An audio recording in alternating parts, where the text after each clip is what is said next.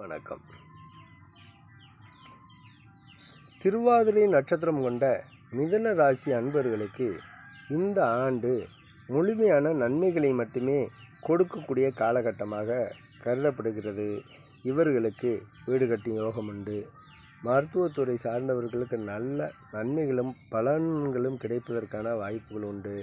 மருத்துவத்துறை சார்ந்த மாணவர்கள் நல்ல மதிப்பெண்கள் எடுத்து தேர்ச்சி பெற்று அவர்களுடைய பயிற்சியை முடித்து நல்ல பேரும்புகளுடன் மருத்துவர்களாக சிறப்பாக செயல்படுவதற்கான காலகட்டமாக உள்ளது.